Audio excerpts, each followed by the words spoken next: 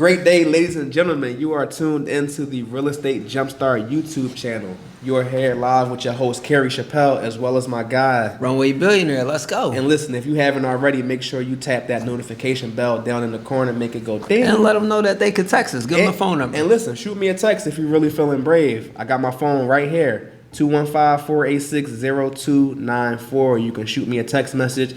I reply to all of my text messages myself. It may take me a little second to get back to you, but trust me, those are my thumbs hitting the other side of that phone. So now that I have your attention, we're here, we're locked in. Okay, you already hit the subscribe button, you saved my phone number. We want to talk about what the conversation should sound like once you get a seller on the phone. So this is something that a lot of new wholesalers struggle with. The first big hump you probably have to get over is the fact that you can actually do this, right? That it's possible, that it's true. You can flip houses without cash, without credit, or without a real estate license, okay? That's going to be your first big battle. The second big battle is going to be your list building, okay? You got to go through whatever software you use to build your list. You have your list of distressed sellers, okay? You go through your skip tracing process, and now you got a bunch of phone numbers, and now it's just you. You sitting alone. You in your room, it's you, your laptop, your cell phone, and a long Excel spreadsheet of phone numbers. And you probably want to know, like, all right, what do I say when I get on the phone with these people? So I like to summarize how the conversation should go with 3 letters, GAP, right? The first letter is going to be gauge, okay? The first thing I want to do is I want to gauge. I want to ask them, are you even interested in selling your home? So when I get you on the phone, it's going to sound something like this. Ring, ring, ring. Hello. Hi, good morning, good afternoon, good evening, whatever the greeting is. My name is Kerry. I'm calling about your property at 123 Main Street. I'm very interested in picking up another property or two in this area. Have you ever considered selling this property? Point blank, straight up and down. I'm not going to dance around it. The purpose of my call is to find out if you want to sell this property. Because if you do, great. I have an interested seller, and then we can keep going with the conversation. If you do not, what I am not going to do is try to convince you to sell your home. Okay, I'm a wholesaler, which means I get paid for helping people solve their problems. I help people leverage real estate in order to get out of bad situations. If you're not interested in the service I provide, I'm going to move on because I know that there's somebody else on my list that is interested.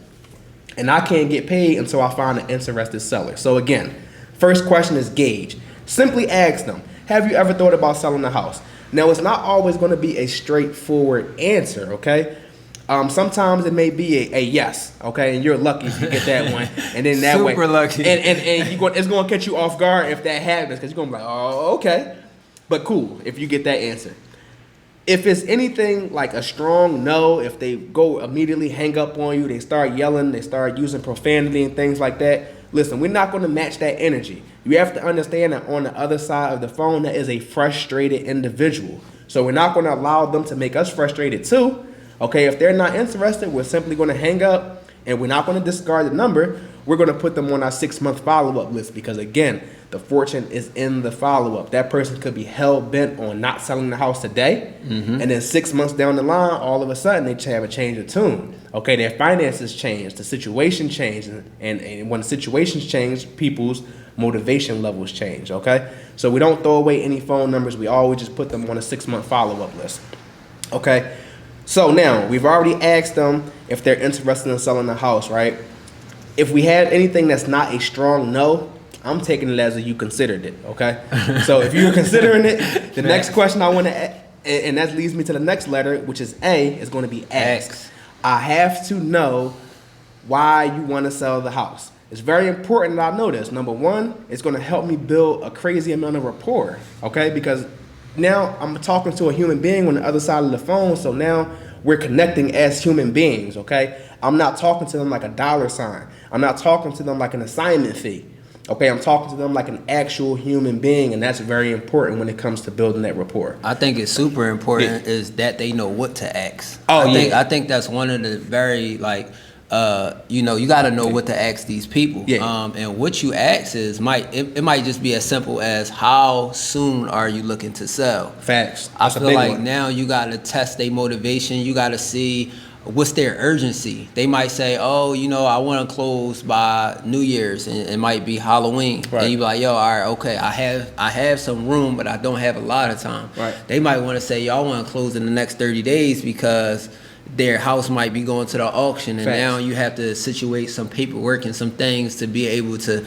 you know, make those things happen. So the number one question you will ask are, how soon are you looking to sell? That would be my number one question that I would ask them, so I know how much focus I have to put on this particular deal. You know, because I have other deals going on. It's going to determine where I'm going to put my attention to. It's asking is, how soon are you looking to sell?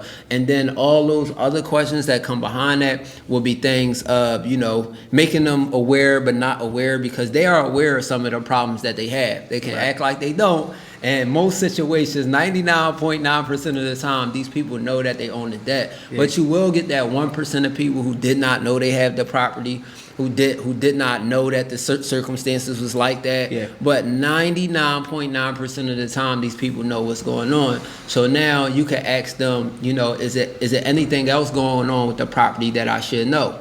So it might not be some things that we research, that's wholesalers, that's on those documentations, but it may be some other things that has went on between a family member or two that lets you know that something else is going on. So you want to ask them, is there anything else that I need to know about the property?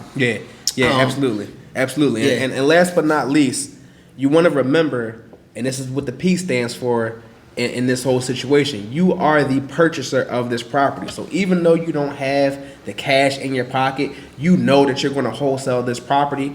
At the time when you're on the phone, you're approaching them as the buyer of this home. So how many times have you went in the store desperate to buy something? Like, that's not usually how we do things. When you walk into a store, you know you can afford what you came there for, you grab it, you go up to the register, you pay for it, you have 100% confidence.